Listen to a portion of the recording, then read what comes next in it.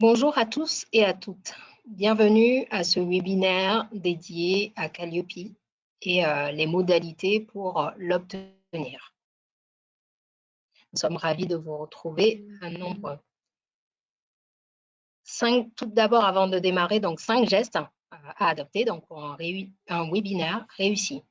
Le premier, pensez à éteindre votre téléphone. Le deuxième, donc à couper l'audio pour ne pas perturber le bon déroulement. Le troisième, ne pas parler pendant. Le quatrième geste concerne la partie questions-réponses. Vous avez un outil chat qui vous permet donc de directement poser vos questions. On va du coup l'utiliser. Je vous invite à l'utiliser pour nous indiquer si vous nous entendez très bien.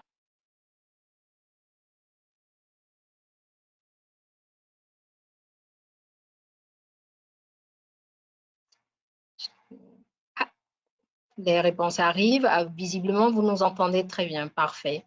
On va poursuivre. Donc, enfin, donc, le cinquième, toujours sur la partie questions-réponses, tout au long donc, du webinaire, nous allons répondre à vos questions d'ordre général. Et pour toute question relative à votre situation ou à vos questions, à votre situation spécifique, notre équipe est à votre service pour y répondre au téléphone ou par email. Aujourd'hui, donc, je suis avec François Galinou et Lucas Dumont. Lucas, je te laisse te présenter. Bonjour à tous, je m'appelle Lucas, je travaille depuis 5 ans au sein d'ICPF. J'ai commencé en tant qu'auditeur et puis je me suis redirigé vers une fonction en tant que chargé d'affaires, assistant à la certification. Et donc j'ai un Master 1 en management de la qualité et un Master 2 en entrepreneuriat. Bonjour à tous. François Galinou, président d'ICPF. J'y suis rentré en 2005 et je me suis donc consacré progressivement et aujourd'hui, depuis 2013, exclusivement à la qualité de la formation, notamment dans la commission AFNOR formation professionnelle et le comité ISO qui élabore les normes internationales en formation professionnelle. Je suis entrepreneur depuis 1990 dans la formation, le conseil et l'informatique. Et je rends la parole à Néné Amouzougan. Merci François, merci Lucas. Et donc moi-même, Kainene Amouzougan, directrice communication et marketing au sein de ICPF depuis 2014. Donc, je gère toute la partie avec l'équipe sur les activités de communication, de développement de la marque ICPF et de la certification, de sa visibilité, et également les actions marketing. Après, donc, un master en management de projets technologiques et un MBA en communication. Et je suis ravie également donc, de vous retrouver pour ce webinaire dédié à Calliope. Au niveau donc, du plan, attendez, il y a un bug au niveau du... Un instant, s'il vous plaît.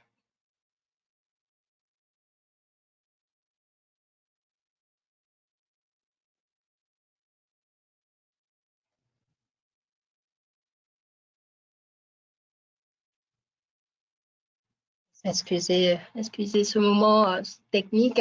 Donc, au niveau du plan, ça va se dérouler en 5 temps. Le premier, on va donc revenir sur ICPF, où est-ce que nous en sommes aujourd'hui. Le deuxième temps, où nous allons donc revenir sur Calliope, qu'est-ce que c'est, qui est concerné. Le troisième temps, comment obtenir Calliope, quelles sont les modalités. Le quatrième temps, une fois qu'on a obtenu Calliope, quelles sont les étapes d'après. Et enfin, le cinquième temps dédié aux questions-réponses. Au fur et à mesure donc, des sujets qui seront abordés, posez vos questions par rapport au sujet. Nous allons prendre donc des temps dédiés pour y répondre au fur et à mesure. François, où en est-on à ICPF? Alors, ICPF est un organisme de certification en pleine expansion dans un contexte difficile. La photo que vous venez de voir date de 2020. Aujourd'hui, nous sommes 40 collaborateurs, dont 14 auditeurs salariés et auxquels il faut rajouter 70 auditeurs sous-traitants. La croissance est très forte. En 2013, ICPF réalise un chiffre d'affaires de 45 000 euros et en 2021, ce sera certainement supérieur à 4,8 millions. À l'origine, ICPF certifie les personnes. ICPF est le seul à le faire, les professionnels de la formation et du conseil, avec la certification Pro. Cette certification est inscrite sur la liste du CNEFOP en 2016, ce qui nous permet déjà une première phase de croissance puisqu'on est quasiment les seuls et on est de très loin le leader sur cette partie-là, puisque on n'a quasiment pas de concurrents qui donnent une certification qualité propre aux professionnels de la formation. Et donc, on permet aux consultants formateurs entrepreneurs d'être référencés auprès de tous les financeurs. Le NEC plus ultra pour un organisme de certification, c'est d'avoir une accréditation COFRAC. Jusqu'à présent, nous ne l'avions pas puisque la certification de personne qu'on délivre n'est pas accréditée. En revanche, pour Calliope, on a obtenu l'accréditation et aujourd'hui, on est l'un des premiers certificateurs puisqu'on a 2225 prestataires d'action concourant au développement des compétences certifiés et 1332 en cours.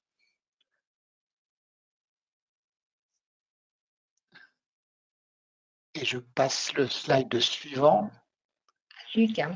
avec Lucas. Lucas, qu'est-ce qui nous différencie des autres certificateurs? On a 4 points de différenciation. Le premier, comme l'évoquait François, c'est qu'on fait un focus sur les professionnels de la formation et du conseil, les consultants formateurs entrepreneurs. Le deuxième point, c'est notre compétence technique. Depuis que ICPF existe, donc on est dédié à la qualité en formation professionnelle. On a participé à la création, notamment François, de rédaction de normes donc en qualité en formation. On a une direction technique donc qui donc s'occupe de tenir donc les auditeurs qui sont salariés au sein d'ICPF. On a une proximité territoriale également.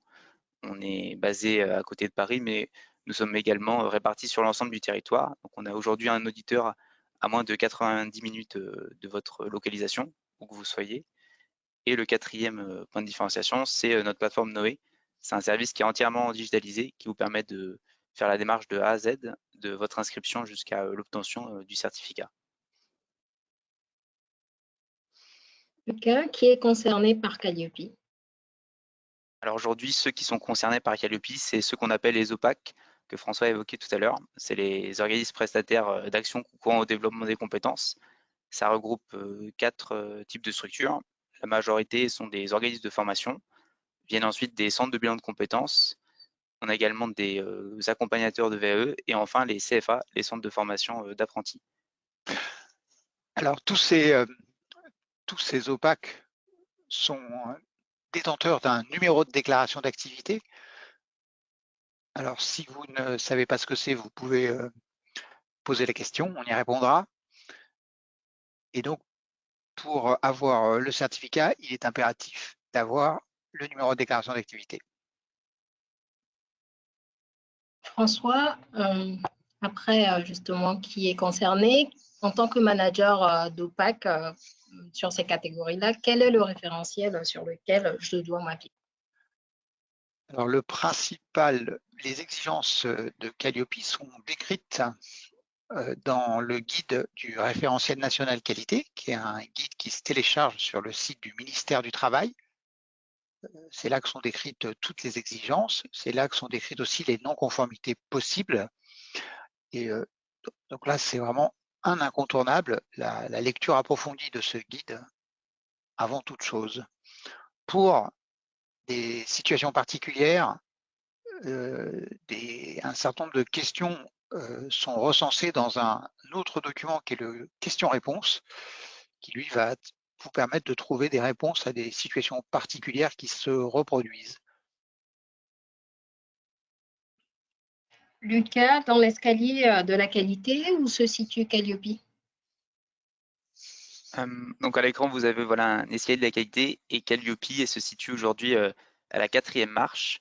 Donc, certains d'entre vous donc sont au début de l'escalier, donc ont obtenu un numéro de déclaration d'activité, sont organismes de formation ou sur le point de le devenir.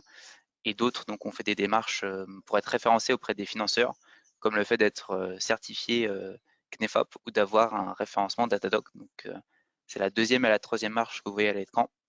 Et donc, c'est ces étapes-là qui sont aujourd'hui nécessaires pour accéder au financement, mais qui vont donc disparaître à partir du 1er janvier.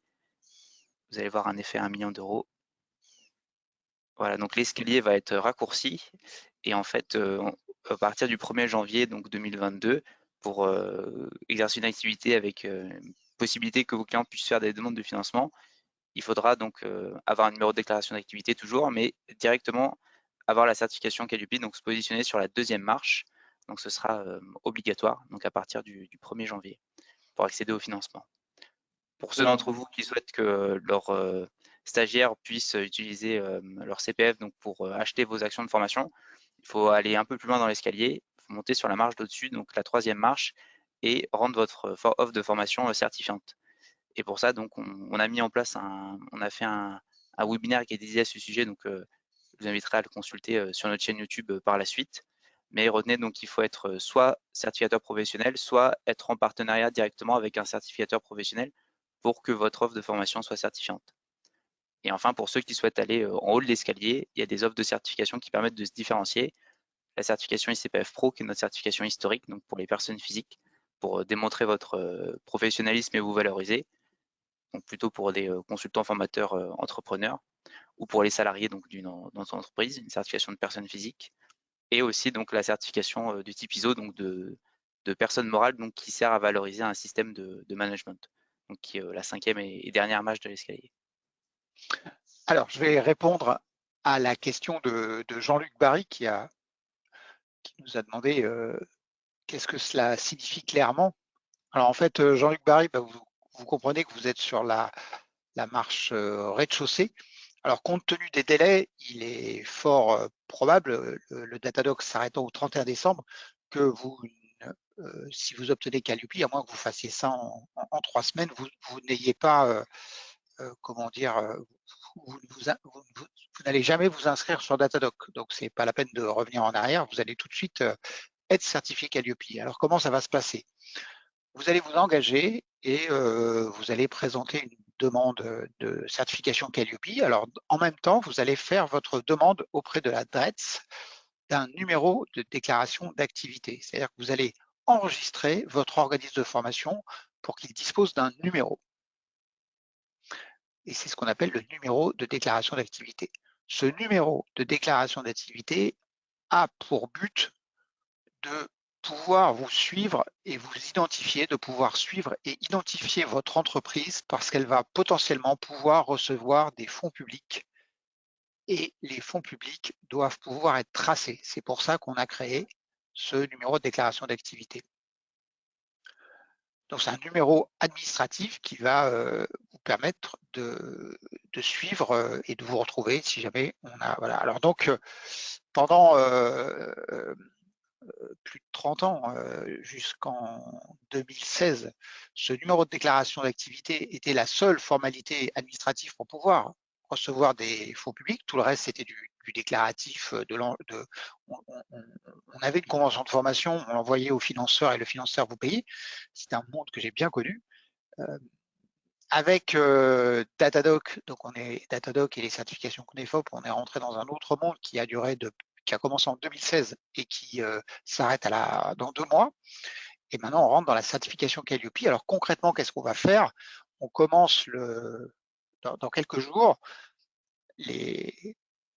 tous les jours, les organismes certificateurs vont envoyer la mise à jour de la base de données de leurs certifiés avec ceux qui ont perdu leur certification et ceux qui l'ont obtenue et ceux qui l'ont gardé au ministère du Travail. Et le ministère du Travail va maintenir un fichier de tous les organismes de formation certifiés et c'est sur ce fichier-là qu'iront les financeurs.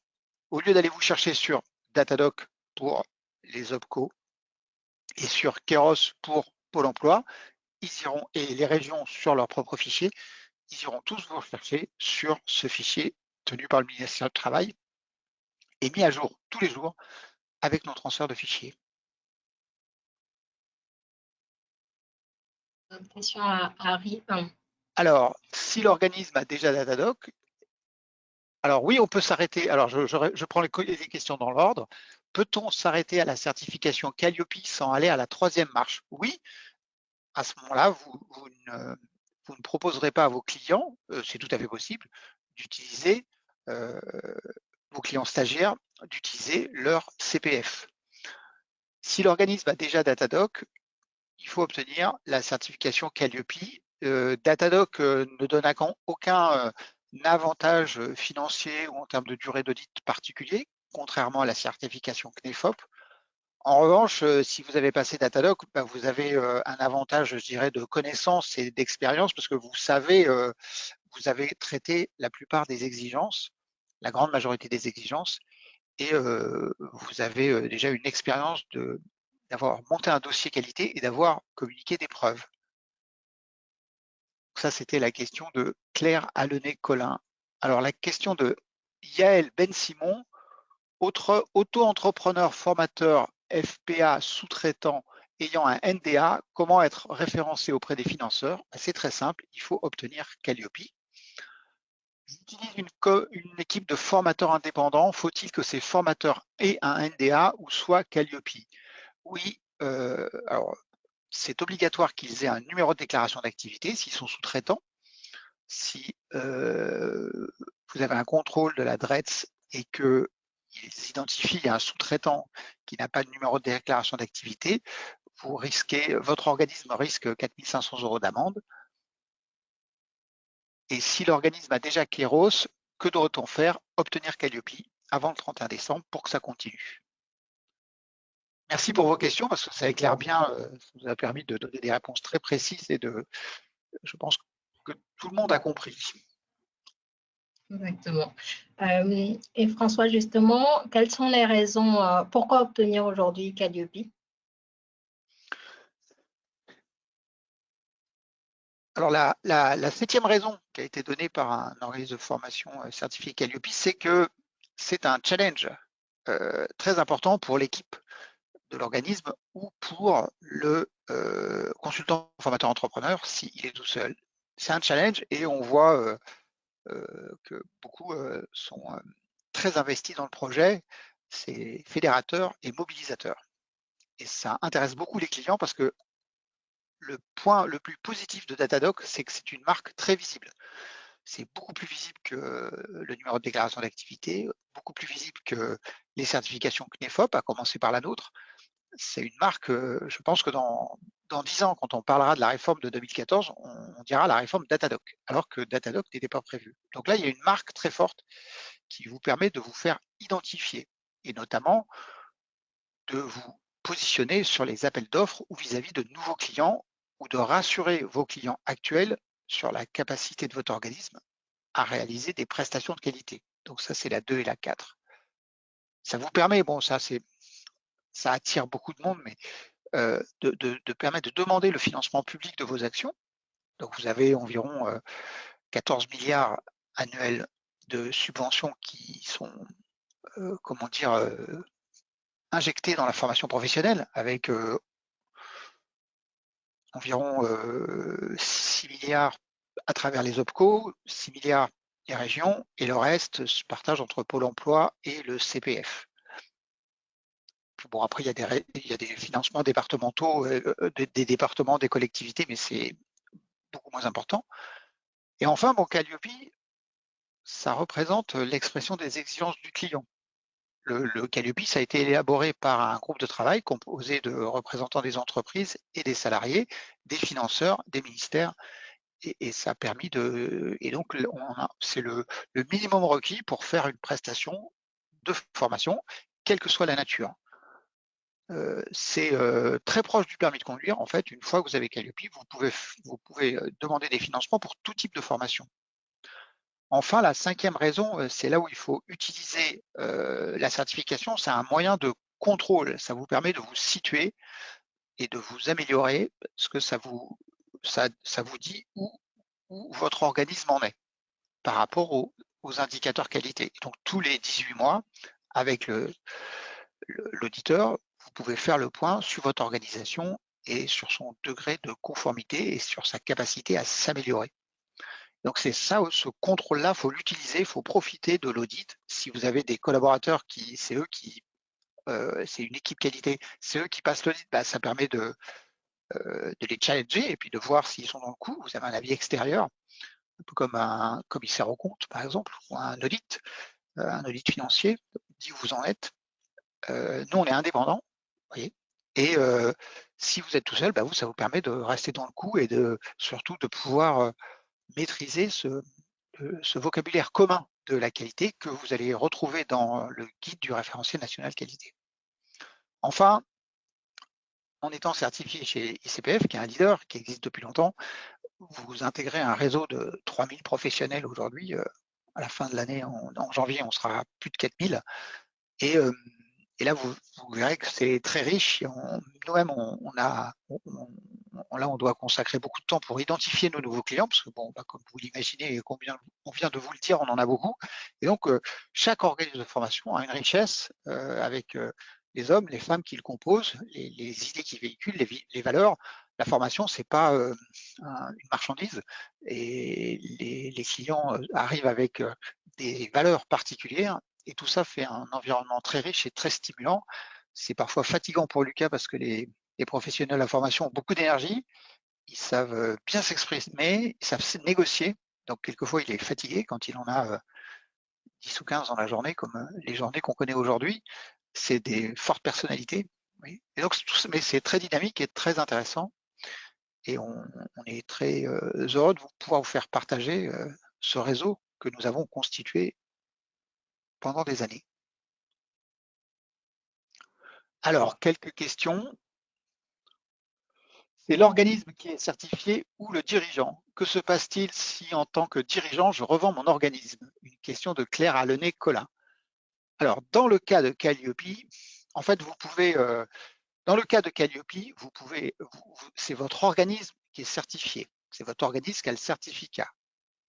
En l'occurrence, le certificat est attaché au numéro de déclaration d'activité. Donc, si vous vendez votre organisme, vous le vendez avec le certificat. Donc, ça donne de la valeur à l'organisme. Voilà. Pour vous, en tant que personne physique, si vous intervenez, à ce moment-là, il faut que vous ayez chez nous ce qu'on appelle la certification pro qui va vous permettre de vous positionner et de démontrer votre professionnalisme. Donc ça, c'est la certification pro. Donc la plupart de nos clients, ils ont maintenant la certification pro pour eux, quand ils sont consultants formateurs entrepreneurs, et la certification Calliope pour leur organisme. Alors, merci de m'aider lors de ce webinaire. Je comprends pas. C'est en lien avec une question qui est posée plutôt par Fabienne Touvenot. Alors, Calliope pour mon centre de formation est pertinent, sachant que le diplôme que je promets en France ne peut pas être pris en charge par le CPF. Alors, alors là, en fait, le diplôme n'est pas pris en charge. C'est la formation qui conduit au diplôme. Et donc là, j'en déduis que c'est une question particulière, mais je suis lancé. Votre diplôme n'est pas inscrit sur la liste sur le répertoire de France Compétences. Alors après, il vous reste les financements OPCO. Et donc là, c'est ça qu'il faut étudier pour savoir si, c'est pertinent d'avoir Calliope.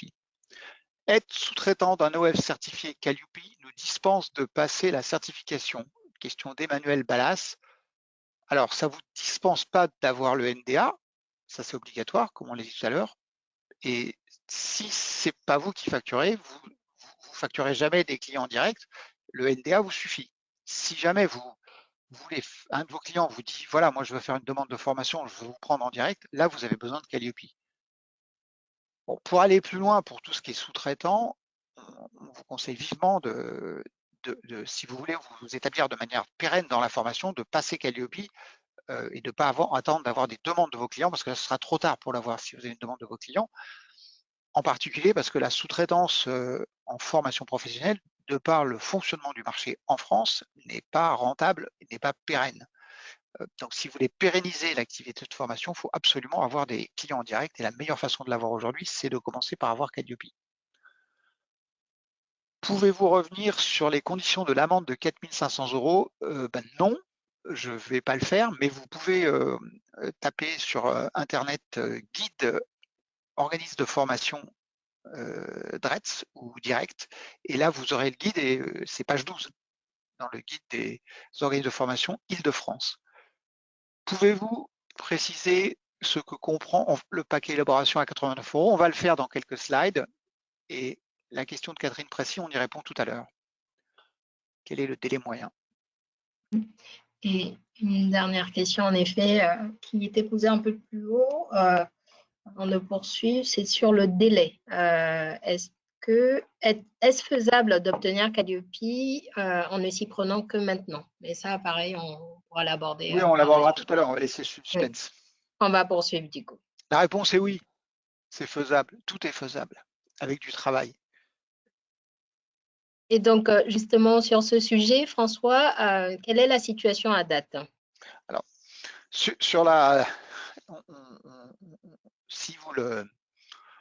Donc, ça fait 2 ans maintenant que Calliope, on a commencé à délivrer les premiers certificats en septembre 2019, et on avait un premier délai au 31 décembre 2020, et pour les raisons que tout le monde connaît et qu'on aimerait bien oublier, ça a été repoussé au 31 décembre 2021. Alors maintenant, on est en plein dedans. Est-ce qu'il y a une file d'attente? Pas ICPF en attendant. On a une très forte demande, mais il n'y a pas de file d'attente aujourd'hui. Donc, vous pouvez avoir n'importe quelle date d'ici le 31 décembre. C'est encore possible. Alors, ce qu'il faut bien comprendre, c'est que bon, on devrait avoir un goulet d'étranglement qui pour l'instant ne se produit pas, mais on assiste à une forte activité. Alors, je vais vous décrire tous ces chiffres-là. Il y a 106 282 numéros de déclaration d'activité actifs. Donc, c'est un fichier qui est public, qui est mis à jour tous les jours. Et donc, à l'exception de quelques sous-traitants, quand on demande un numéro de déclaration d'activité, ça ne peut être que pour avoir une activité de formation et obtenir des financements. Sinon, on n'en demande pas. Donc, en théorie, tous ces organismes, à l'exception de quelques sous-traitants qui veulent rester sous-traitants, devraient demander Calliope. Donc, ils ne le font pas. Alors, ils ne le font pas, pourquoi? Parce qu'il y a une bizarrerie en France. Ça fait d'abord, on a le record mondial de nombre d'organismes de formation, puisque en Allemagne, il y en a 6 000, en Inde, il y en a 10 000. Donc là, vous voyez, 106 000, voilà, on a le record mondial. Et sur ces 106 000, on en a 46 874 qui sont inscrits sur Datadoc. Donc, vous voyez, on en perd la moitié. Alors, parce qu'ils vont demander des financements hors OPCO, c'est-à-dire région ou Pôle emploi, mais aussi parce qu'en fait, il y a des organismes qui se créent, puis en fait, ils ne sont jamais actifs ou ils ne sont jamais en position de... Voilà. Alors, ce qu'il faut savoir, c'est que aujourd'hui, on a, et c'est les derniers chiffres que je vais donner sur ce festival, on a à peu près 28 000 organismes qui ont demandé Calliope, on a 15 500 qui sont certifiés et 12 000 qui sont en cours. Alors, ce n'est pas au 28-10, mais c'est au 15 octobre, une faute.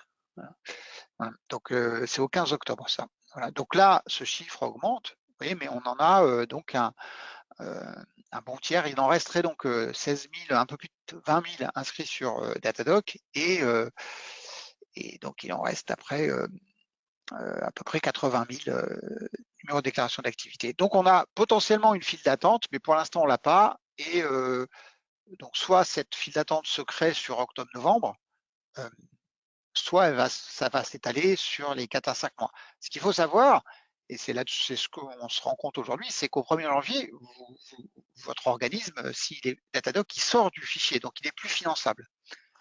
Ce qui veut dire qu'après, ce que vous devez gérer, c'est comment vous allez informer vos clients du fait que vous n'êtes plus finançable, même pendant un certain temps. C'est ça qui risque de provoquer, c'est cette prise de conscience qui risque de provoquer une file d'attente aujourd'hui, parce que même si, vous voyez, en termes d'image, il faut gérer le fait que Datadoc étant une marque très visible, ces organismes communiquent sur Datadog, le 1er janvier, si sur votre site vous avez toujours Datadog, faut l'enlever ou ça veut plus rien dire. C'est comme si vous, je dirais, présentez des papiers qui sont périmés. Votre carte d'identité est périmée, vous pouvez rentrer dans certains, comment dire, dans certains cas ça passe, mais s'il faut louer une voiture, ça passe pas. Vous voyez, s'il faut, je dirais, passer un contrôle, ça passe pas. Ouais, donc là, à vous de bien mesurer l'impact en termes d'image, puisque on n'a pas eu encore le gros des troupes n'est pas encore passé. Voilà. Alors j'ajouterai après pour finir deux infos. Voilà. Première info, c'est que Calliope, c'est facile à avoir pour quelqu'un qui commence. C'est pas très difficile parce qu'en fait, vous n'avez pas d'existant à gérer. Donc, ce qui fait que ça attire beaucoup de nouveaux entrants. Ils arrivent tout de suite sur Calliope et après, ils vont prendre le numéro de déclaration d'activité. Voilà, ça c'est la première info. Et la deuxième info, c'est que le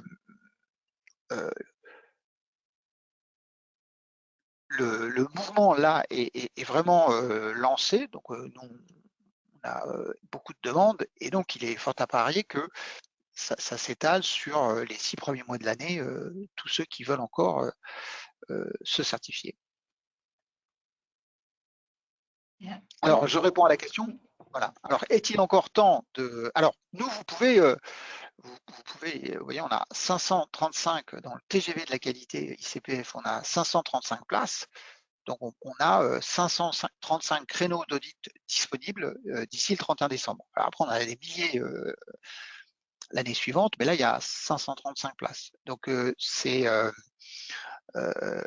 pouvez planifier votre audit. Alors après, techniquement, il faut s'organiser, on verra ça dans les phases de préparation, mais il y a une stratégie où ça marche sous tous les coups, c'est-à-dire que vous prenez, vous faites votre demande aujourd'hui, vous réservez votre créneau avec Lucas pour le 15 décembre, idéalement pour nous entre le 20 et le 31, parce que paradoxalement, on n'a aucune demande, enfin, on peu de demandes, c'est tout le monde veut se certifier avant le 15, ou avant le 20, hein. Donc les 2 semaines, les 2 dernières semaines de décembre sont peu prisées pour des raisons que tout le monde comprend.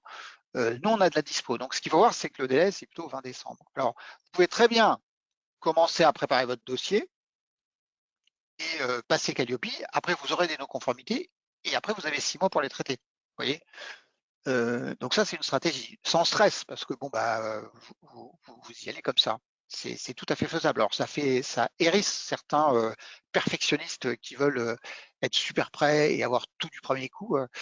Là, pour le coup, là, c'est compliqué. Si vous voulez faire comme ça et vous préparer, ça va être un peu plus compliqué, mais on le verra plus tard. On vous le fera comprendre quand on verra ensemble les étapes et notamment la préparation.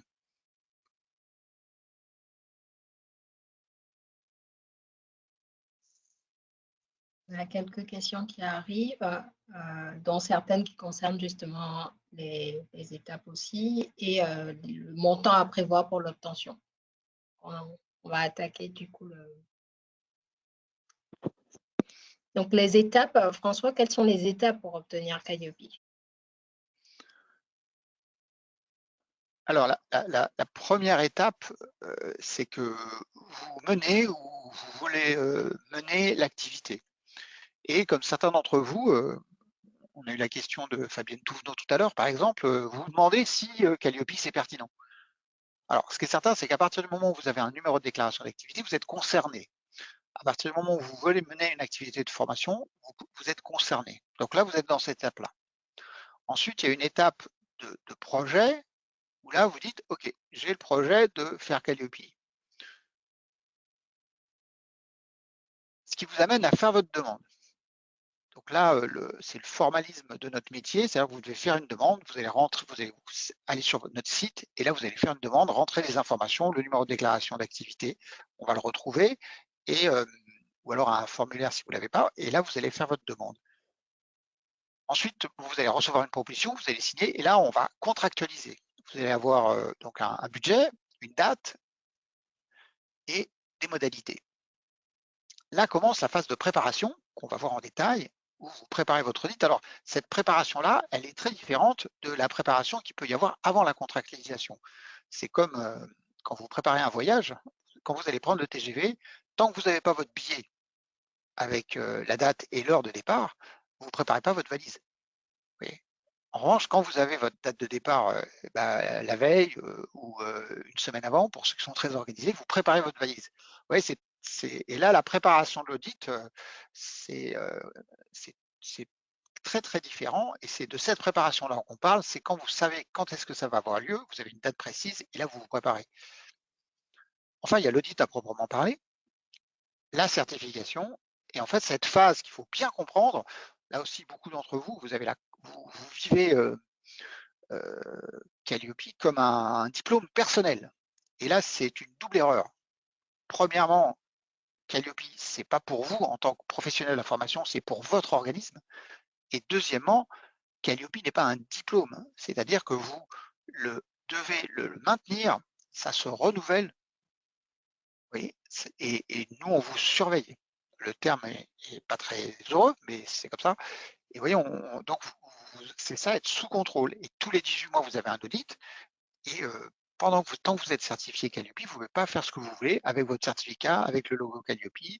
On peut recevoir des plaintes à votre encontre et on va les traiter avec vous. Vous voyez, on crée une situation qui permet une relation de confiance où on va faire en sorte que vous soyez tout le temps, votre organisme soit tout le temps conforme à Calliope.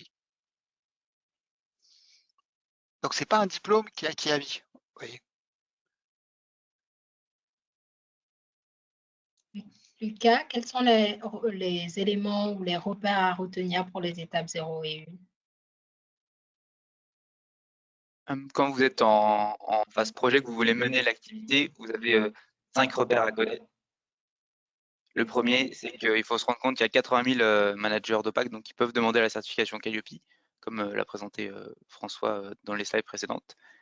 Le deuxième repère, c'est que pour la majorité d'entre vous, la durée de l'audit sera de 1 journée de 7 heures et que ça va représenter un budget de 1 200 € hors taxe pour la première année. Le troisième repère, c'est que pour l'année 2021, l'audit initial il peut se réaliser à distance, puisqu'il sera forcément en présentiel pour ceux qui souhaitent le faire en 2022. Quatrième repère, c'est que l'ICPF est à votre service, on est à votre disposition, notamment en cette fin d'année. On n'est pas fermé pendant la période des fêtes, donc on met en place toutes les ressources nécessaires pour traiter le maximum de demandes.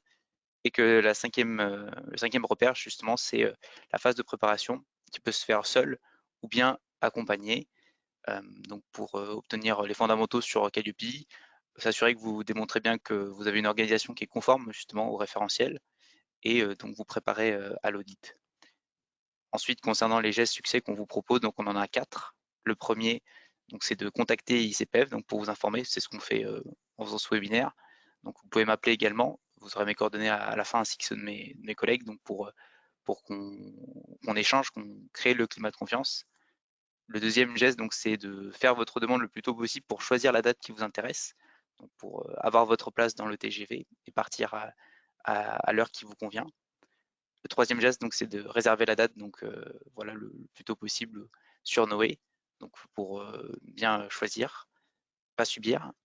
Et le quatrième geste, donc, c'est après avoir contractualisé, si vous avez pris connaissance du référentiel et que le besoin est toujours là, donc de faire appel à un consultant certifié CPF Pro, un organisme apparenté, pour vous préparer, si vous en avez besoin. Lucas, comment obtenir une proposition? L'étape 2. Donc une fois que vous avez passé la phase projet, donc vous allez faire ce qu'on appelle une demande. Donc c'est nécessaire pour nous, pour qu'on puisse établir une proposition d'audit. Et pour ça, vous allez aller sur notre plateforme qui s'appelle Noé. Donc vous avez l'adresse URL qui apparaît sur l'écran. Et vous allez donc créer un compte avec votre nom, prénom, une adresse email valide et un mot de passe, donc comme n'importe quel site internet. Il faudra vous munir de votre bilan pédagogique et financier, le dernier que vous avez, celui de 2020, sauf pour ceux qui ont moins d'1 an d'existence, ou bien le récépissé du numéro de déclaration d'activité pour ceux qui, ou une preuve comme quoi vous êtes en cours d'obtention pour ceux qui viennent de l'obtenir ou qui sont en cours d'obtention de ce numéro. Une fois que vous avez créé le compte, vous allez arriver sur une page d'accueil qu'on voit ici et vous allez cliquer sur le bouton « Obtenir une proposition ». Et ensuite, voilà, il va vous proposer donc plusieurs offres de certification. Vous cliquerez sur Calliope puisque c'est celle qu'on évoque. Et ensuite, vous serez redirigé vers un formulaire que vous devrez compléter qui prend donc moins de 15 minutes si vous avez les éléments à votre disposition. Donc le premier, ça va être justement de nous indiquer votre numéro de déclaration d'activité pour ceux qui en ont un. Ceux qui n'en ont pas, ils pourront joindre une attestation sur l'honneur ou une preuve comme quoi ils sont en cours d'obtention. La DRIT s'envoie un accusé de réception quand vous avez fait votre demande pour dire que vous êtes en cours d'obtention de ce numéro. Et en dessous, donc, vous allez pouvoir joindre le bilan pédagogique et financier donc de 2020 ou une attestation sur l'honneur si vous n'en avez pas. Ensuite, on va vous demander donc le chiffre d'affaires que vous réalisez. Donc, on l'a dissocié en plusieurs parties. On va vous demander le chiffre d'affaires total. Donc, pour ceux pour qui la formation c'est une activité complémentaire, donc ça veut dire que c'est le chiffre d'affaires de votre bilan financier pour l'année N-1, donc 2020, et pour l'année N, donc ça veut dire l'estimatif de cette année. Et en dessous, on va vous demander le chiffre d'affaires donc monté en compétences. Donc, c'est le total des produits qui est réalisé au titre de qui est en bas en fait du bilan pédagogique et financier. Donc pour l'année N-1 également et l'année N. Donc si vous avez uniquement une activité de formation, il faudra mettre ce même chiffre du coup donc dans toutes les cases. Voilà, c'est un indicateur important puisque le chiffre d'affaires, c'est en fait un élément qui permet de déterminer la durée de l'audit et donc le budget. Troisième étape, donc on va vous demander des informations sur la situation de votre organisme. Est-ce que vous avez fait une demande auprès d'un certificateur où il y a eu un refus? Le nombre de collaborateurs que vous avez en CDI. Si vous avez plus de 2 salariés, on va vous demander de fournir un organigramme avec les coordonnées donc, de toutes les personnes. Est-ce que vous avez des sous-traitants également dans votre activité à date? Et comme l'avait dit François un peu plus tôt, est-ce que vous disposez d'une certification CNEFOP qui est valable, qui vous donne droit à un audit aménagé? Concrètement, ça veut dire que votre audit il est divisé par 2 en termes de durée. Donc la durée est impactée ainsi que le budget. Donc c'est aussi un indicateur important pour ceux qui la détiennent.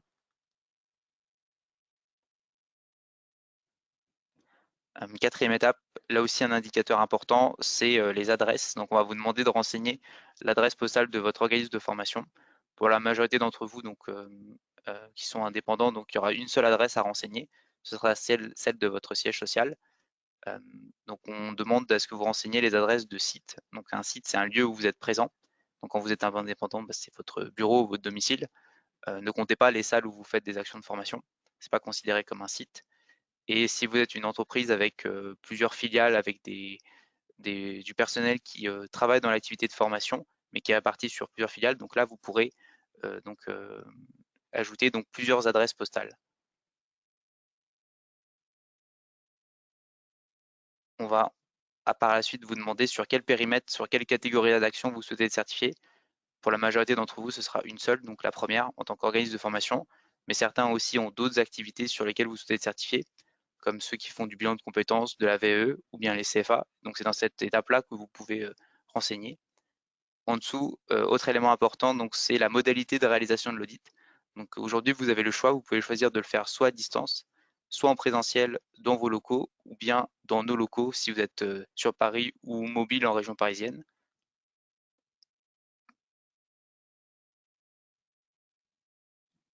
On arrive bientôt à la fin du formulaire où on vous propose des options. Il y en a deux qu'on propose. La première, c'est un pré-audit, ou plus communément appelé un audit à blanc. Donc c'est une simulation d'audit pour vous entraîner et donc voir si vous avez parmi vos documents des éléments qui sont conformes ou non. On le recommande fortement pour ceux qui n'ont jamais réalisé d'audit, donc c'est très utile. Aujourd'hui, un organisme sur deux qui le sélectionne. Et la seconde option qu'on propose, qui s'appelle élaboration, c'est un dossier de certification numérisé. Donc c'est le référentiel sous forme numérique qui vous indique les indicateurs qui vous concernent et qui vous donne la possibilité de fournir vos justificatifs, comme un Canva, une trame à compléter. Donc là qu'on vous recommande également très fortement de prendre, qui est pris par 90-95% des organismes qui s'engagent aujourd'hui.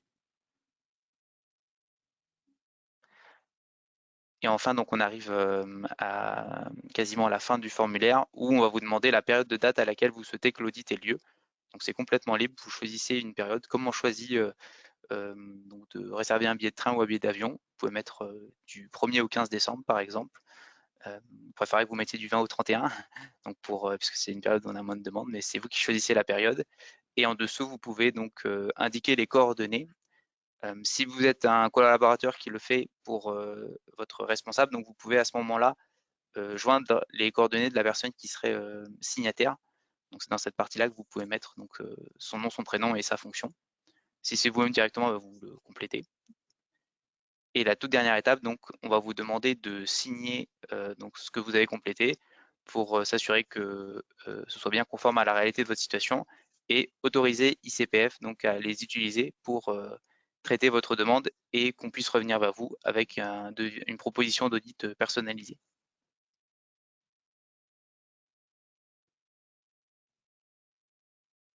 Ces éléments, François, quels sont les éléments à retenir ou en tout cas à maîtriser pour comprendre la proposition avant de s'engager?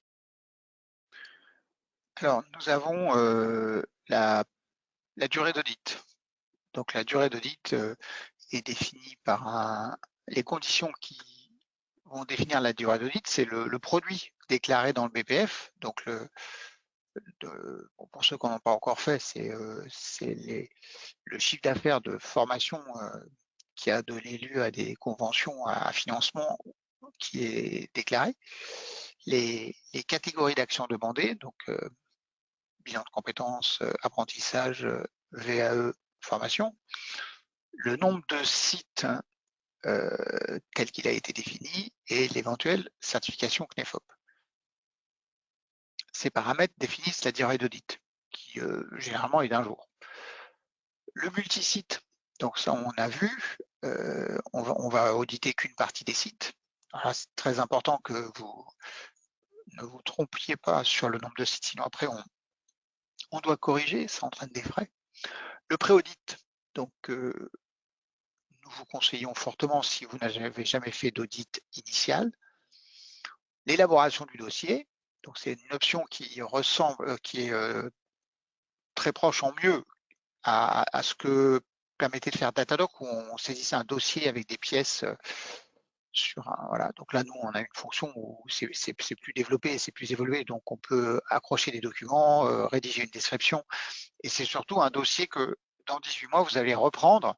Donc, vous n'avez pas besoin d'avoir un dossier classeur ou sur un répertoire, sur un PC d'un collaborateur qui peut partir. Vous vous reconnectez sur votre compte et là, vous trouvez tous les documents et vous avez juste et les descriptions et vous avez juste à les mettre à jour.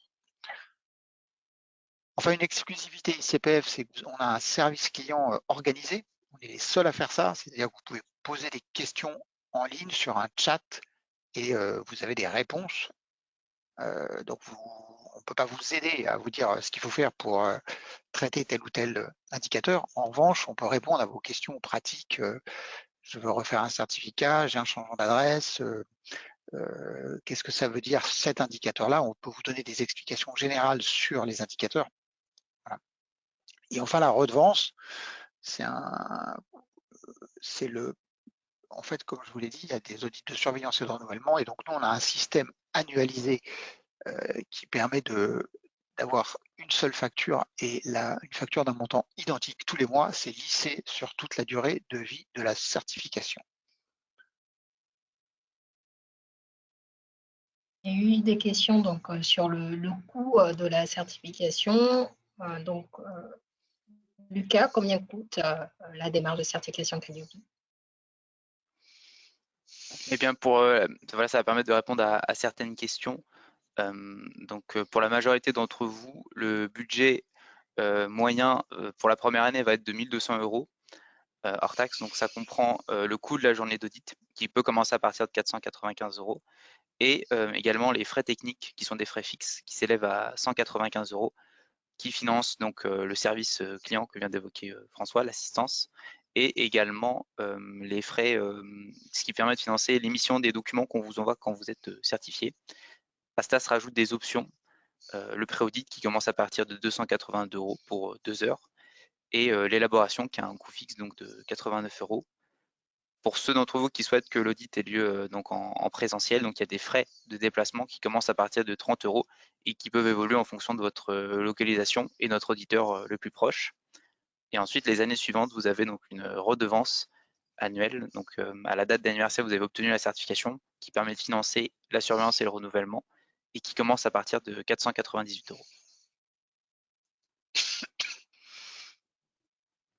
François, comment se passe l'étape préparation, comme tu l'avais évoqué tout à l'heure, mais plus en détail? Alors, ce que vous comprenez tous aujourd'hui, c'est que vous n'êtes pas tout seul à vous lancer dans la démarche de certification Calliope et vous pourriez être encore plus nombreux. Donc aujourd'hui, même si on s'efforce de faire un service de qualité, on doit gérer un grand nombre de personnes un peu stressées, hein, il faut le dire, qui arrivent dans notre démarche et qui ne sont pas au courant de tout. Donc ce qu'on fait, c'est que nous, à chaque étape, on, on les informe. Donc là, en l'occurrence, dans l'étape de préparation, une fois que vous avez contractualisé, le responsable du planning, alors ils sont 2 aujourd'hui, un des responsables planning vous appelle et passe en revue avec vous les 10 points clés de la préparation pour réussir l'audit. Une des questions, je dirais, récurrentes, c'est: «Est-ce que je dois prendre un consultant ou pas?» Alors ce que je peux bon voilà, ce qu'on peut vous dire là, hein, mais qu'il vaut mieux vous rappeler le moment venu, c'est que 83 de nos clients déclarent se préparer seuls. Alors, c'est vrai que quand on voit, la communication sur les réseaux sociaux, on a l'impression qu'il y a effectivement beaucoup de consultants sur le marché. Heu, les les consultants expérimentés, la plupart sont pris, hein, d'ici le 31 décembre. Donc, ce sera difficile d'en avoir un, mais sachez que, 80 déclarent se préparer seuls, vous voyez? Lucas, l'étape 5, comment se déroule l'audit?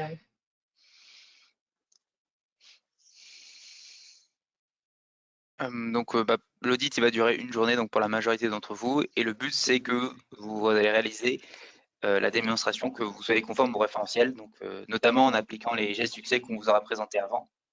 Après que l'audit est réalisé, il y a 2 voies possibles. Soit vous n'avez pas de non-conformité, on vous délivre la certification, soit vous avez des non-conformités majeures ou mineures et dans ce cas, vous disposez des délais qui apparaissent à l'écran. Donc, si vous avez une non-conformité majeure, donc vous pouvez, la traiter. Vous avez 3 mois pour le faire. Ça peut être renouvelé une fois et si vous avez des non-conformités mineures, donc si vous en avez moins de 5, on vous délivre la certification Calliope et si vous en avez 6 ou plus, donc là, on va vous demander ça transforme une non-conformité majeure et pour traiter les non-conformités mineures, donc vous avez un délai de 6 mois pour le faire et 1 mois pour envoyer donc votre plan d'action pour les traiter et donc les non-conformités, vous devez les traiter, uniquement donc via la plateforme Noé. Donc le but, c'est que tout soit centralisé sur votre, compte sur, la plateforme Noé, donc de manière à argumenter.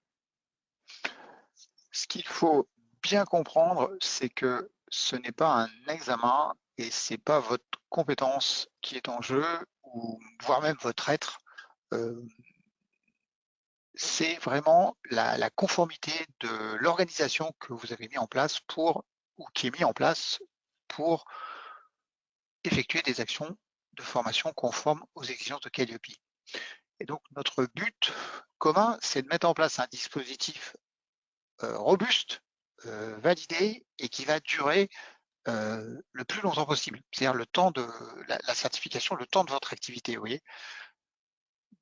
Voilà. Ensuite, ce que vous devez comprendre pendant l'audit, c'est que c'est à vous de gérer le temps, c'est à vous de faire une démonstration dans le temps. La durée d'audit, elle est fixe et on ne peut pas faire moins, on ne peut pas faire plus, ou alors c'est des audits complémentaires, mais ça, c'est rare. Et donc là, vous devez assurer la démonstration des indicateurs dans le temps. Il faut bien s'organiser. C'est ce qu'on vous rappelle en étape 4. À partir de là, s'il y a des non-conformités, c'est tout à fait normal et c'est pas négatif qu'il y a des non-conformités. C'est-à-dire qu'il y a des points sur lesquels vous devez approfondir la démonstration, amener plus de preuves. C'est tout à fait normal. L'essentiel, c'est d'avoir une certification après qui va durer. Voilà. François, une fois que la certification Calliope est obtenue, quelles sont les étapes à venir? Alors commence l'étape 7 où on va alterner un audit de surveillance et un audit de renouvellement. Donc l'audit de surveillance, c'est la moitié du temps de l'audit initial. Donc là, on va contrôler que tout est en place et que tout fonctionne. Et l'audit de renouvellement, là, c'est un audit complet. Donc, là, c'est plus long, on revoit tout. Oui. Et c'est ça qui vous permet de faire progresser la pertinence de votre organisation.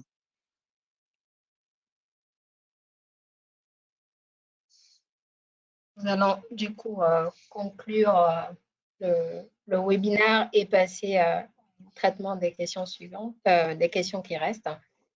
Lucas, en conclusion, quels sont les éléments essentiels à retenir? Il y a 3 points essentiels à retenir. Le premier, c'est que Calliope, ça va être pour vous un projet incontournable. Comme disait Françoise, si vous souhaitez inscrire votre activité dans le paysage durable de la formation, c'est un facteur de différenciation. On l'a vu tout à l'heure dans les slides. Donc, il y a encore une minorité d'organismes qui détiennent la certification Calliope et que certainement tous n'iront pas, même si une grosse partie est attendue pour ces prochains mois et que c'est un moyen d'améliorer vos prestations de formation et de la rendre la mieux perçue possible pour vos clients. Donc pour vos clients, justement, c'est rendre vos services bien perçus, les rendre qualitatifs et la possibilité qu'ils puissent faire des demandes de financement, de commencer à les faire pour ceux qui vont créer leur activité ou de pouvoir continuer à les faire pour ceux qui pratiquent déjà, qui étaient référencés auprès des financeurs. Et enfin, donc, le faire avec les CPF, c'est vous assurer 3 choses. La première, c'est de collaborer avec des professionnels de la formation reconnus, des experts de la qualité comme François et ses collaborateurs. Le deuxième, c'est se simplifier la vie avec la plateforme Noé, donc, ce qui est vraiment exclusif à ICPF et des auditeurs territoriaux proches de vous. Et le troisième point, donc, c'est la maîtrise du budget, donc grâce à la redevance annuelle qui vous permet d'avoir une vision claire de la tarification et de vous permettre de vous projeter facilement en tant qu'entrepreneur. Merci Lucas, merci François pour cette intervention de qualité. On va du coup passer aux questions-réponses. Avant toute chose à retenir, donc un questionnaire de satisfaction vous sera envoyé à la suite de ce webinaire et à l'issue donc la présentation et le replay vous sera envoyé des réceptions du questionnaire.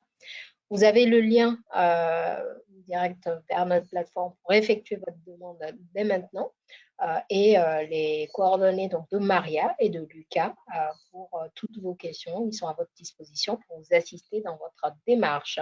Nous allons également, via le chat, vous envoyer le lien vers Noé. On va donc prendre les questions. Alors, nous avons une question de Rachel Dubourg. Est-ce que la certification Calliope est valable pour plusieurs formations? Ou bien faut-il une certification par formation délivrée? Donc, c'est une certification qui concerne l'organisme, donc il en suffit d'une seule. Qu'est-ce qu'une certification CNEFOP? Donc, la question de Étienne Coursimo. En fait, c'est une certification qui est listée qui était sur la liste du CNEFOP, qui était l'ancêtre de France Compétences en 2014, de 2014 à 2018. Et donc, nous, on avait une certification inscrite sur la liste du CNEFOP et c'était donc l'équivalent sur la réforme précédente de Calliope. Ça donne aujourd'hui, le fait de l'avoir donne aujourd'hui à avoir droit à un audit aménagé pour obtenir Calliope, divisé par 2. Ma société est domiciliée dans un centre d'affaires et l'adresse du siège de ma société est l'adresse du centre d'affaires. En revanche, j'exerce mon activité à mon domicile. Quelle est l'adresse que je dois indiquer lors de la demande sur votre site? Eh bien, vous pouvez indiquer les deux, c'est-à-dire vous pouvez indiquer l'adresse de votre bureau et l'adresse de votre siège social. Voilà. Et après, nous dire où est-ce que vous voulez recevoir la facture et l'adresse que vous avez mise sur le NDA sera l'adresse qui sera reprise dans le certificat, sauf demande express. En fait, voilà, quand vous avez un siège social et un adresse de bureau, une des questions qui vous sera posée dans l'adresse, c'est est-ce que vous êtes présent de manière permanente? Et là, du coup, vous pourrez cocher non pour la deuxième adresse et après avoir laquelle vous souhaitez, que ce soit une adresse de facturation. Mais vous pourrez rentrer les deux adresses et on pourra le faire ensemble si vous voulez, vous pourrez m'appeler. Et donc là, ce sera bien de marquer à un moment une question en fait où on vous demande si vous êtes permanent de manière permanente présente à cette adresse. pour savoir si c'est donc juste votre bureau et pas compter comme un site du coup pour rajouter une durée d'audit. Peut-on prétendre à Calliope en tant que micro-entreprise proposant du bilan de compétences? La réponse est oui. C'est même obligatoire, sauf si vous faites du bilan de compétences en sous-traitance ou si vous faites du bilan de compétences où le client paye directement. Mais comme le bilan de compétences, généralement, c'est une prestation financée, oui, Calliope, c'est obligatoire. Comment procédez-vous pour la formation à distance à 100%? Sont-elles éligibles Calliope? Oui, si vous êtes un organisme de formation avec un NDA, si votre activité est 100% à distance, on aura un grand nombre de clients qui sont des pure players de la formation à distance et ils sont certifiés. Pourquoi doit-on fournir un ergonogramme? Parce que l'arrêté qui définit les modalités de l'audit nous l'oblige. Voilà, donc ça c'est dans l'arrêté, c'est obligatoire. Alors maintenant, la finalité, c'est qu'en fait, quand ça permet de mieux organiser l'audit, en théorie, ça permet de mieux organiser l'audit et d'identifier les interlocuteurs. Quand il y a une grande entreprise, bah, c'est une équipe qui s'en occupe et le fait de savoir où il se situe dans l'organigramme a de l'importance. C'est important de savoir à qui on a affaire, qui va être le référent qualité, qui va défendre le dossier. Et c'est pour ça qu'on a besoin d'un organigramme pour pouvoir situer cette personne. Lors du renouvellement, 36 mois, c'est 498 € ou 1200 €. Steven Ledoux. Eh bien, monsieur Ledoux, c'est 498 € tous les ans. Si vous êtes, sauf si votre organisme de formation est plus important, mais le budget le plus fréquent, c'est 498 € et c'est 498 € tous les ans. Pour un prestataire venant de l'étranger, les conditions RNA sont-elles les mêmes? RNA, je ne comprends pas la question. Je pense qu'il voulait dire NDA pour obtenir un NDA. numéro. Alors, quand on est un prestataire étranger, il y a une démarche particulière pour avoir le NDA, il faut passer par un mandataire. Et donc, ces démarches sont expliquées sur le site de la DRETS. L'audit se focalise sous la forme versus et sur le fond. Qualité du contenu des formations. Une question de Claire Allenet-Collin.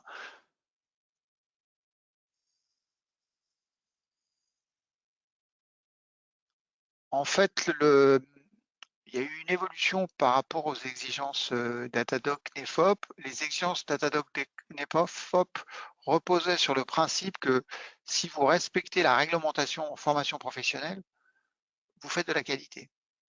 Ce qui, de mon point de vue d'expert qualité qui maîtrise aussi la réglementation, avait du sens, parce que la réglementation s'est mise en place pour faire de la qualité. Et, voilà. Et donc, ça avait du sens. Pour Calliope, on a changé de point de vue, dans le sens où on définit une couche réglementaire que Calliope ne vérifie pas. Calliope il y a toujours cette couche réglementaire, mais Calliope va pas, quand on fait Calliope, on vérifie pas la conformité de tous les documents. On vérifie pas la conformité de la convention ou de la feuille de présence qu'on faisait avec CNEFOP ou Datadoc le faisait. Ça, maintenant, le législateur a considéré que ça, c'était réglementaire. Et donc, Calliope vérifie comment l'organisme s'informe de la réglementation et comment il l'applique et comment il met en œuvre l'application des enseignements de cette veille. Donc de ce fait, vous voyez, c'est un peu différent, c'est-à-dire qu'on va vérifier l'organisation qui est en place pour mettre à jour la connaissance de la réglementation et la faire appliquer, ce qui est différent. Donc Calliope, lui, va s'intéresser à ces indicateurs qui sont plutôt des indicateurs généraux et des indicateurs qualité pour s'assurer que essentiellement le besoin est analysé de manière sérieuse, c'est-à-dire qu'on prend en compte le besoin du client, que ce besoin est utilisé dans la conception, que la réalisation s'entoure des garanties en matière d'intervenants, de moyens, voilà. Et enfin qu'il y a une évaluation de la formation, notamment de la satisfaction du stagiaire et des acquis. Donc ça, on peut dire que c'est le fond. Voilà. En revanche, il n'y a pas de contrôle du contenu, c'est-à-dire que vous pouvez, on ne va pas s'intéresser au contenu. Ce qui est un axe de la qualité. C'est-à-dire que si vous formez sur les techniques de vente et vous n'avez pas de technique de vous transmettez pas des techniques de vente, ce qui est paradoxalement souvent le cas, bah ça on va pas le vérifier. C'est-à-dire si vous faites, comme on voit certaines formations, le garde-fou, ça va être que votre stagiaire va pas être content. Il va dire bah non, c'est pas bien, vous faites une formation technique de vente, parlez pas de technique de vente. Voilà. Mais il n'y a pas de contrôle du contenu dans la mesure où c'est possible. Je suis créateur de formation mobile learning. Est-ce la même procédure? Oui. Bah, si vous voulez faire de la formation financée, Monsieur Ballas, il faut avoir Calliope et c'est tout à fait possible. Si l'organisme a d'autres activités que la formation et a été contraint de mettre temporairement en cause ses actions de formation, exclusivement menées en présentiel, comment ça se passe par rapport à l'audit? En fait, si vous avez, il faut déclarer que vous n'avez pas d'action de formation en présentiel et donc à ce moment-là, on va auditer. En fait, là, là, vous avez une activité existante et puis qui est hachée. Donc, vous allez présenter les actions, mais en fait, il y a les actions que vous avez faites il y a longtemps. Ensuite, il y a le moment où vous avez lancé la démarche Calliope. Et il est clair qu'on ne va pas vous demander que les actions que vous avez faites avant le lancement de la démarche Calliope, et surtout avant son achèvement, parce que c'est cette date-là aussi qui est importante, c'est-à-dire quand vous avez mis en place vos systèmes qualité, là vous allez dire la date et l'auditeur il doit comprendre ça et il doit comprendre que seules les actions qui ont été réalisées après la date de finalisation de la démarche Calliope ont une chance d'être conformes. Les autres, c'est la probabilité. Il y a une probabilité, mais il n'y a pas de certitude. Voilà. Donc en fait, si vous n'avez pas d'action, vous y allez comme ça, vous dites j'ai pas eu d'action et vous montrez que vous êtes organisé, vous avez organisé votre organisme pour qu'il respecte les exigences Calliope.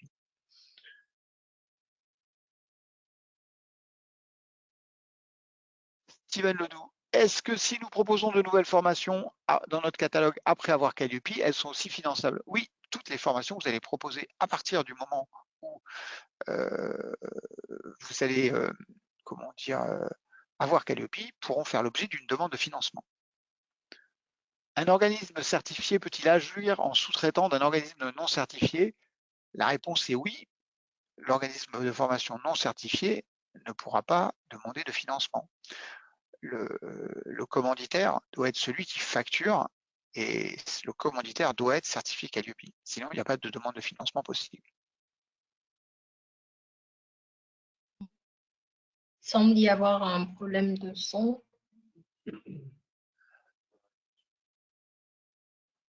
Alors, je vais répéter ma réponse. La question d'Étienne Coursimo. J'exerce mes formations uniquement chez mes stagiaires en présentiel. Ah, c'était pas cette question, mais bon, je vais y répondre. Pas besoin de salle ou d'accueil à mon domicile qui est mon siège social. Comment se passe l'audit? Alors là, ce qu'on vous conseille, c'est de venir à Levallois pour que l'audit se déroule dans nos locaux.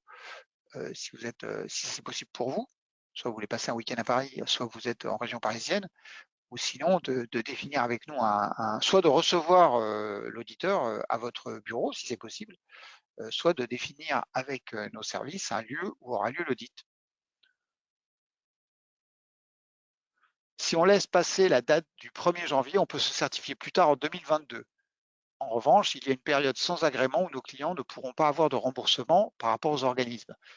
Alors, c'est la question de Claire. Alors, c'est un peu plus dur que ça, c'est-à-dire que pendant un certain... Alors oui, la réponse est oui, vous pouvez vous demander Calliope quand vous voulez. En revanche, ce qu'il faut gérer surtout, c'est que si aujourd'hui vous êtes Datadog, par exemple, pendant un certain temps, vous ne serez plus rien. Donc là, il y a une rupture dans l'image d'organisme reconnu que vous donniez à vos clients. Il faut le gérer. Donc vous pouvez dire Calliope est en cours, mais vous ne pouvez pas utiliser le logo. Vous voyez, il y a un certain nombre de contraintes.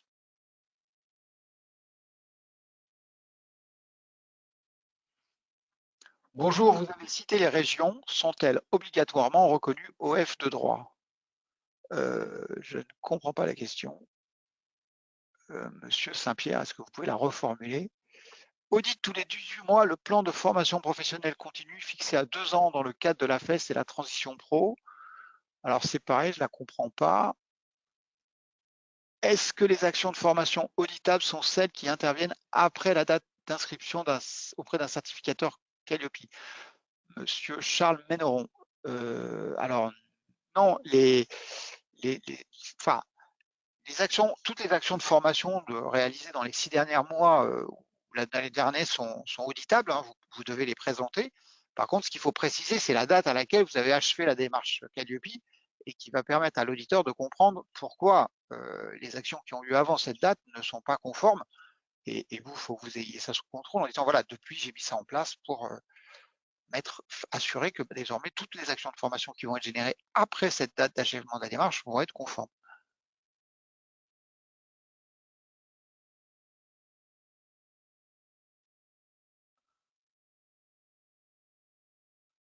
Il y a Monsieur Saint-Pierre, Gérald Saint-Pierre, qui indique ma question est liée au pacte.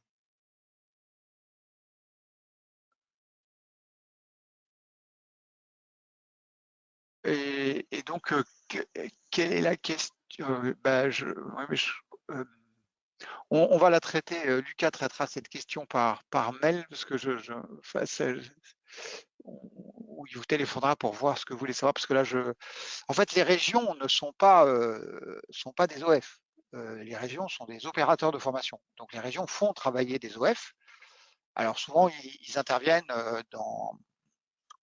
ils managent la chose, hein, ils managent l'action de formation, les régions. Donc, ils ont des opérateurs de formation, c'est pas comme les OPCO, ils ne font pas que financer. Voilà. Alors, il n'empêche que tous les OF qui sont référencés aujourd'hui auprès des régions devront avoir Calliope à partir du 1er janvier pour pouvoir continuer à être référencés par la région. Il y aura d'ailleurs, pour être référencé auprès de la région, il faudra être référencé Calliope. Voilà, ça c'est la base.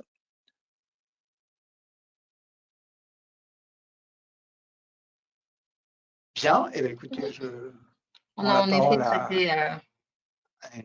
Ah, il y a non, il y a des retours qui arrivent, mais plus sur, en effet, le webinaire. Donc, merci à vous pour votre participation, pour la qualité de vos questions. Merci François, Lucas pour ces interventions. Nous restons à votre service. Encore une fois, donc, vous avez les coordonnées de Maria et Lucas et vous aurez un questionnaire où, à l'issue, nous vous enverrons donc le support et la présentation. Merci à tous et nous restons à votre service. Bonne fin d'après-midi. Merci beaucoup, merci de nous avoir écoutés. À la prochaine. Merci à tous. Merci à tous.